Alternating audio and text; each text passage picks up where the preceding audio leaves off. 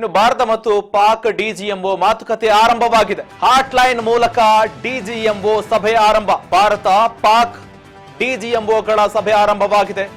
Hotline ಮೂಲಕ DGMO ಸಭೆ ಆರಂಭ. ಕದನ ವಿರಾಮ ಘೋಷಣೆ ಬೆನ್ನಲ್ಲೇ ಮೊದಲ ಬಾರಿಗೆ ಸಭೆ ನಡೀತಾ ಇದೆ. ಭಾರತ ಪಾಕ್ ಡಿಜಿಎಂಒಗಳ ಸಭೆ ಆರಂಭವಾಗಿದೆ. ಬಹು ನಿರೀಕ್ಷಿತ ಸಭೆ ಇದು. ಈಗಾಗಲೇ ಕದನ ವಿರಾಮ ಉಲ್ಲಂಘನೆ ಮಾಡಿದ್ದಾರೆ ಪಾಕಿಸ್ತಾನ. ಕದನ ವಿರಾಮ ಘೋಷಣೆಯಾಗಿದೆ. ಭಾರತದ ಹಲವು ಷರತ್ತುಗಳಿದೆ.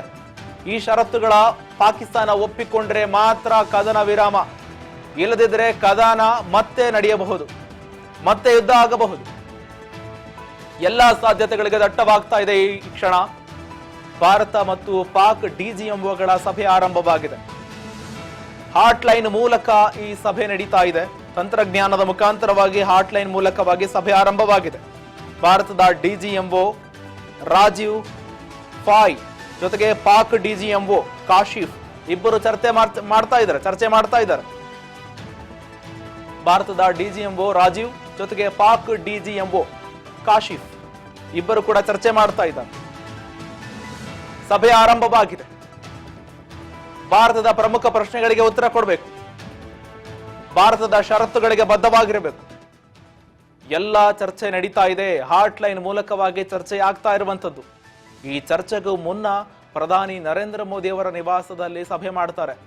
ಸಭೆ ಮಾಡಿ ಪ್ರಧಾನಿ ನರೇಂದ್ರ ಮೋದಿ ಅವರ ಸಲಹೆ ಮೇರೆಗೆ ಯಾವ್ಯಾವ ನಿರ್ಧಾರಗಳನ್ನ ತೆಗೆದುಕೊಳ್ಬೇಕು, ಚರ್ಚೆಗಳನ್ನ ಮಾಡಬೇಕು ಅಂತ.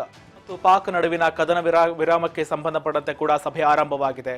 ಪಾಕ್ ಮತ್ತೆ ಭಾರತದ ಡಿಜಿಎಂಒಗಳ ಸಭೆ ಆರಂಭವಾಗಿದೆ. ಪ್ರಧಾನಿ ನಿವಾಸದಲ್ಲಿ ಮುಂದುವರೆದ ಮಹತ್ವದ ಸಭೆ. ಸಭೆಯಲ್ಲಿ ರಕ್ಷಣಾ ವ್ಯವಸ್ಥೆಗಳ ಬಗ್ಗೆ ಮೋದಿ ಚರ್ಚೆ ಮಾಡ್ತಾ ಇದ್ದಾರೆ. ತುಂಬಾ ಅಲರ್ಟ್ ಆಗಿರ್ಬೇಕು. ಸಚಿವರಾದ ರಾಜನಾಥ್ ಸಿಂಗ್ ಜೊತೆ ಜೈಶಂಕರ್ ಕೂಡ ಭಾಗಿಯಾಗಿದ್ದಾರೆ. ಜೊತೆಗೆ ಅಜಿತ್ ದೋವಲ್ ರಕ್ಷಣಾ ಸಲಹೆಗಾರ, ಜೊತೆಗೆ ಸಿಡಿಎಸ್ ಮುಖ್ಯಸ್ಥರು, ಭದ್ರತಾ ಸಲಹೆಗಾರ ಅಜಿತ್ ದೋವಲ್ ಕೂಡ ಇದ್ದಾರೆ. ಸಿಡಿಎಸ್ ಮುಖ್ಯಸ್ಥರು, 3 ಸೇನಾ ಪಡೆಗಳ ಮುಖ್ಯಸ್ಥರು ಇವರು ಕೂಡ ಭಾಗಿಯಾಗಿದ್ದಾರೆ. ಮಹತ್ವದ ಚರ್ಚೆ ಆಗ್ತಾ ಇದೆ. ಒಂದ್ ಕಡೆ ಡಿಜಿಎಂಒ ಸಭೆ ಆರಂಭವಾಗಿದೆ. ಭಾರತ ಮತ್ತು ಪಾಕ್ ನಡುವೆ ರಾಜೀವ್ ಫಾಯ್ ಪಾಕ್ನ ಡಿಜಿಎಂಒ ಜೊತೆ ಭಾರತದ ಡಿಜಿಎಂಒ ಮಾತನಾಡ್ತಾ ಇದ್ದಾರೆ. ಒಂದ್ ಕಡೆ ರಕ್ಷಣಾ ವ್ಯವಸ್ಥೆಗಳ ಬಗ್ಗೆ ಮೋದಿ ಚರ್ಚೆ ಮಾಡ್ತಾ ಇದ್ದಾರೆ.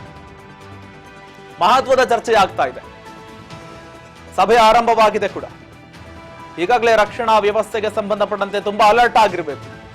ನಾವು ಯಾವಾಗ್ಲೂ ಕೂಡ ರೆಡಿ ಇರ್ತೀವಿ ಅಂತ ಡಿಜಿಎಂಒಗಳು ಹೇಳ್ತಾ ಇದ್ದಾರೆ. ಸೇನೆ ಕೂಡ ಯಾವಾಗ್ಲೂ ಕೂಡ ಸಿದ್ಧವಾಗಿರುತ್ತೆ, ಸದಾ ಸಿದ್ಧವಾಗಿರುತ್ತೆ.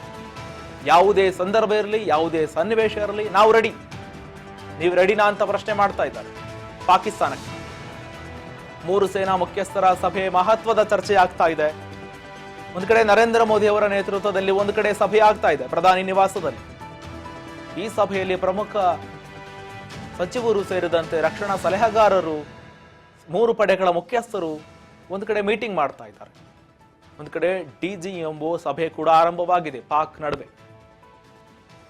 ಭಾರತದ ಡಿಜಿಎಂಒ ರಾಜೀವ್ ಫಾಯ್ ಜೊತೆಗೆ ಪಾಕ್ ಡಿಜಿಎಂಒ ಕಾಶಿಫ್ ಇಬ್ಬರು ಚರ್ಚೆ ಮಾಡ್ತಾ ಇದ್ದಾರೆ.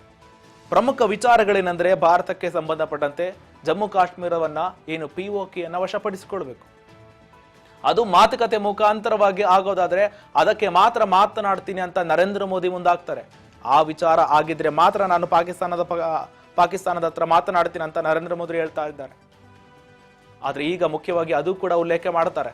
ಜೊತೆಗೆ ಟೆರರಿಸ್ಟ್ಗಳ ಅಟ್ಟಹಾಸ ನಿರಂತರವಾಗಿ ಆಗ್ತಾ ಇದ್ರೆ ಅವರ ವಿರುದ್ಧವಾಗಿ ನಮ್ಮ ಪ್ರಯತ್ನ ನಡೀತಾನೆ ಇರುತ್ತೆ ಅಂತ ಕೂಡ ಸೇನೆ ಈಗಾಗಲೇ ಪಣ ತೊಟ್ಟಿದೆ ಕೂಡ.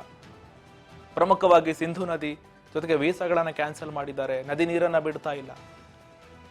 ಆ ಬಿಡ್ಬೇಕಂದ್ರೆ ಕೂಡ ಭಾರತ ಡಿಸೈಡ್ ಮಾಡಿದ್ರೆ ಮಾತ್ರ ನೀರು ಹೋಗೋದು. ಒಂದ್ ಕಡೆ ಎಲ್ಲವೂ ಕೂಡ ನಿರ್ನಾಮವಾಗಿದೆ. ಪಾಕಿಸ್ತಾನ ಆರ್ಥಿಕವಾಗಿ ನೆಲಕ್ಕಚ್ಚಿದೆ. ಭಾರತದಿಂದ ನೀರು ಬರ್ತಾ ಇಲ್ಲ. ಭಾರತದಿಂದ ಜೊತೆಗೆ ಯಾವುದೇ ವ್ಯಾಪಾರ ವಹಿವಾಟುಗಳು ನಡೀತಾ ಇಲ್ಲ. ಜೊತೆಗೆ ಸೇನೆಯಿಂದ ದಾಳಿ ಆಗ್ತಾ ಇದೆ. ಜೊತೆಗೆ ಪಕ್ಕದಲ್ಲಿರ್ತಕ್ಕಂಥ ಬಲೂಚಿಸ್ತಾನದಿಂದ ದಾಳಿ ಆಗ್ತಾ ಇದೆ. ತಾವು ನಂಬಿಕೊಂಡಿದ್ದ ಮಿತ್ರ ರಾಷ್ಟ್ರಗಳೆಲ್ಲವೂ ಕೂಡ ಕೈ ಕೊಡ್ತಾ ಇದೆ. ಟರ್ಕಿ ಬಿಟ್ರೆ ಎಲ್ಲವೂ ಕೂಡ ಕೈ ಕೊಡ್ತಾ ಇದೆ. ಅತಂತ್ರವಾದ ಪರಿಸ್ಥಿತಿಯಲ್ಲಿ ಗೋಗರಿತಾ ಇದ್ದ ಸಂದರ್ಭದಲ್ಲಿ ಅಮೆರಿಕ ಬಂದು ಅಳಬೇಡ ಸುಮ್ಮನಿರಪ್ಪ, ನಾನು ನಿನಗೆ ಶಾಂತಿಯನ್ನ ಮಾಡಿಕೊಡ್ತೀನಿ ಅಂತ ಅಮೆರಿಕದ ಮುಂದೆ ಹೋಗ್ಬಿಟ್ಟು ಕಣ್ಣೀರು ಹಾಕುವ ಸಂದರ್ಭದಲ್ಲಿ ಅಮೆರಿಕದ ಮಧ್ಯಸ್ಥಿಕೆಯಲ್ಲಿ ಭಾರತಕ್ಕೆ ಸುಮ್ಮನಿರಿ, ನೀವು ಹೊಡೆಯೋ ಏಟಿಗೆ ತಡೆಯೋಕ್ಕಾಗಲ್ಲ ಅಂತ ಕದನ ವಿರಾಮವನ್ನ ಜಾರಿಗೆಗೊಳಿಸ್ತಾರೆ. ಆದ್ರೆ ಅಲ್ಲೂ ಕೂಡ ತನ್ನ ಕೆಪಾಸಿಟಿ ಏನಂತ ಅರ್ಥ ಮಾಡಿಕೊಳ್ಳದ ಪಾಕಿಸ್ತಾನ ಮತ್ತೆ ಕದನ ವಿರಾಮವನ್ನ ಉಲ್ಲಂಘನೆ ಮಾಡುತ್ತೆ. ಎಲ್ಲದರ ಬಗ್ಗೆ ಇವತ್ತು ಪ್ರಶ್ನೆ ಆಗುತ್ತೆ. ಈಗಾಗಲೇ ಪಾಕಿಸ್ತಾನಕ್ಕೆ ಎಚ್ಚರಿಕೆ ಕೊಟ್ಟಿದ್ದಾರೆ ಡಿಜಿಎಂಒಗಳು.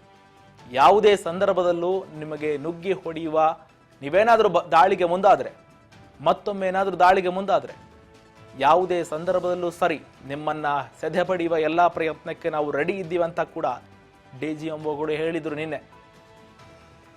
ಜೊತೆಗೆ ಸೇನೆ ಕೂಡ ಅಲರ್ಟ್ ಆಗಿದೆ, ಸಿದ್ಧವಾಗಿದೆ. ಈ ಸಭೆ ಆರಂಭವಾಗಿದೆ. ಯಾವ್ಯಾವ ವಿಚಾರಗಳಿಗೆ ಸಂಬಂಧಪಟ್ಟಂತೆ ಮಾತನಾಡ್ತಾರೆ ಅನ್ನೋದನ್ನ ಕೂಡ ಕಾದಷ್ಟೇ ನೋಡ್ಬೇಕು. ಈಗಾಗಲೇ ಪಾಕ್ ಆಕ್ರಮಿತ ಕಾಶ್ಮೀರವನ್ನ ಬಿಟ್ಟುಕೊಡಬೇಕು, ಮೋಸ್ಟ್ ವಾಂಟೆಡ್ ಉಗ್ರರನ್ನ ಭಾರತಕ್ಕೆ ಹಸ್ತಾಂತರ ಮಾಡಬೇಕು, ಜೊತೆಗೆ ಭಾರತದಲ್ಲಿ ಉಗ್ರ ಚಟುವಟಿಕೆ ಸಂಪೂರ್ಣವಾಗಿ ನಿಲ್ಲಬೇಕು. ಈ ಬಗ್ಗೆ ಎಲ್ಲ ಪ್ರಶ್ನೆಗಳನ್ನ ಕೇಳ್ತಾ ಹೋಗ್ತಾರೆ. ಈ ಬಗ್ಗೆ ಹೆಚ್ಚಿನ ಮಾಹಿತಿ ಕೊಡ್ತಾ ಹೋಗ್ತಾರೆ ನಮ್ಮ ಪ್ರತಿನಿಧಿ ಬಸವರಾಜ್ ಸಂಪರ್ಕದಲ್ಲಿದ್ದಾರೆ. ಬಸವರಾಜ್, ಈಗಾಗಲೇ ಪ್ರಮುಖವಾಗಿ ಯಾವ್ಯಾವ ವಿಚಾರವನ್ನ ಪ್ರಸ್ತಾಪ ಮಾಡಬೇಕು, ಗಡಿ ನಿರ್ಧಾರಕ್ಕೆ ಸಂಬಂಧಪಟ್ಟಂತೆ, ಜಮ್ಮು ಕಾಶ್ಮೀರದಲ್ಲಿ ಉಗ್ರ ಚಟುವಟಿಕೆಗಳಿಗೆ ಸಂಬಂಧಪಟ್ಟಂತೆ ಎಲ್ಲ ಕೂಡ ಚರ್ಚೆ ಆರಂಭವಾಗಿದೆ. ಡಿಜಿಎಂಒಗಳ ಸಭೆ ಕೂಡ ಆರಂಭವಾಗಿದೆ. ಈ ಬಗ್ಗೆ ಹೆಚ್ಚಿನ ಮಾಹಿತಿ ಏನಿದೆ ಬಸವರಾಜ್? ಶ್ರೀಕಾಂತ್, ಈಗಾಗಲೇ ಪಾಕಿಸ್ತಾನ ಮತ್ತು ಭಾರತ ಎರಡೂ ರಾಷ್ಟ್ರಗಳ ಡಿಜಿಎಂಒ ಅಧಿಕಾರಿಗಳ ಮಟ್ಟದಲ್ಲಿ ಸಭೆ ಕೂಡ ಆರಂಭವಾಗಿರ್ತಕ್ಕಂಥದ್ದು. ಪ್ರಮುಖವಾಗಿ ಏನು ಕದನ ವಿರಾಮ ಉಲ್ಲಂಘನೆ ಮಾಡಿರ್ತಕ್ಕಂಥ ಪಾಕಿಸ್ತಾನದ ನಿರ್ಧಾರಕ್ಕೆ ಸಂಬಂಧಪಟ್ಟಂತೆ ಅಧಿಕಾರಿಗಳು ಕೂಡ ಕೆಲವಷ್ಟು ಅಸಮಾಧಾನ ಕೂಡ ವ್ಯಕ್ತಪಡಿಸ್ತಾ ಇದ್ದಾರೆ ಅನ್ನುವಂತಹ ಮಾಹಿತಿ ಕೂಡ ಸದ್ಯಕ್ಕೆ ಸಿಗ್ತಾ ಇದೆ. ಮೊದಲಿಗೆ ಪಾಕಿಸ್ತಾನವೇ ಈ ಕದನಕ್ಕೆ ವಿರಾಮವನ್ನ ಘೋಷಣೆ ಮಾಡಬೇಕು ಅನ್ನುವಂತಹ ನಿಟ್ಟಿನಲ್ಲಿ ಪ್ರಸ್ತಾಪವನ್ನ ಮುಂದಿಡ್ತು.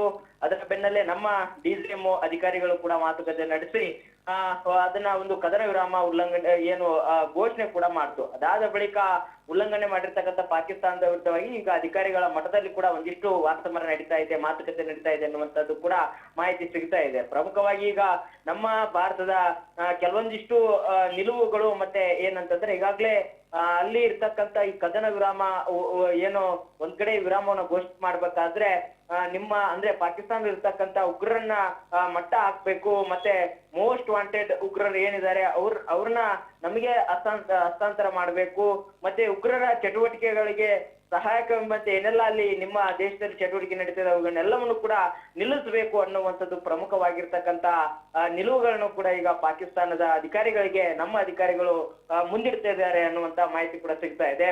ಹಾಗಾಗಿ ಈಗ ಕೆಲವಷ್ಟು ಬೇಡಿಕೆಯ ಹಿನ್ನೆಲೆ ಅವುಗಳನ್ನ ಆ ಒಂದು ಷರತ್ತುಬದ್ಧಗಳನ್ನ ಏನು ಪಾಕಿಸ್ತಾನದ ಡಿಜಿಎಂಒ ಮಟ್ಟದ ಅಧಿಕಾರಿಗಳು ಒಪ್ಪಿದ್ರೆ ಮಾತ್ರ ನಮ್ಮ ಈ ಒಂದು ಕದನಕ್ಕೆ ವಿರಾಮವನ್ನ ಘೋಷಣೆ ಮಾಡ್ತೇವೆ, ಇಲ್ಲ ಅಂತಂದ್ರೆ ನಿಮ್ಮ ದಾಳಿ ಹೇಗಿರುತ್ತೋ ಅದಕ್ಕೆ ಪ್ರತಿಯಾಗಿ 2 ಪಟ್ಟು ನಮ್ಮ ಸೇನೆಗಳು ಕೂಡ ಸನ್ನದ್ಧವಾಗಿರ್ತಕ್ಕಂಥದ್ದು, ತಕ್ಕ ಉತ್ತರವನ್ನ ಕೊಡ್ಲಿಕ್ಕೆ ನಾವೆಲ್ಲರೂ ಕೂಡ ಸಿದ್ಧರಿದ್ದೇವೆ ಅನ್ನುವಂತಹ ಒಂದಿಷ್ಟು ಮಾಹಿತಿಯನ್ನು ಕೂಡ ಈಗ ಪಾಕಿಸ್ತಾನದ ಡಿಜಿಎಂಒ ಅಧಿಕಾರಿಗಳು ಕೂಡ ನಮ್ಮ ಅಧಿಕಾರಿಗಳು ಕೂಡ ಮಾಹಿತಿ ನೀಡ್ತಾ ಇದ್ದಾರೆ. ಒಂದಿಷ್ಟು ಸಭೆ ಕೂಡ ನಡೀತಾ ಇದೆ ಅನ್ನುವಂತ ಸದ್ಯಕ್ಕೆ ಮಾಹಿತಿ ಕೂಡ ಸಿಗ್ತಾ ಇದೆ. ಪಾಕಿಸ್ತಾನದಲ್ಲಿರ್ತಕ್ಕಂಥ ಉಗ್ರರ ನೆಲೆಗಳನ್ನು ಕೂಡ ಧ್ವಂಸ ಮಾಡ್ಬೇಕು ಅನ್ನುವಂಥದ್ದು, ಮತ್ತೆ ಈಗಾಗ್ಲೇ ಪಾಕ್ ಆಕ್ರಮಿತ ಕಾಶ್ಮೀರವನ್ನು ಕೂಡ ಬಿಟ್ಕೊಡ್ಬೇಕು ಅನ್ನುವಂಥದ್ದು. ಶ್ರೀಕಾಂತ್, ಈ ಒಂದು ಪಾಕ್ ಆಕ್ರಮಿತ ಕಾಶ್ಮೀರ ಏನಿದೆ ಇದೇ ಒಂದು ದೊಡ್ಡ ತಲೆನೋವಾಗಿ ಪರಿಣಮಿಸಿರ್ತಕ್ಕಂಥದ್ದು. ಈ ಒಂದು ಸ್ಥಳಕ್ಕೆ ಒಂದ್ ಕಡೆ ಎರಡೂ ದೇಶಗಳ ನಡುವೆ ವಾಕ್ಸಮರ, ಈ ರೀತಿಯಾಗಿರ್ತಕ್ಕಂಥ ದಾಳಿಗಳು, ಈ ರೀತಿಯಾಗಿರ್ತಕ್ಕಂಥ ಯುದ್ಧ ಇವೆಲ್ಲ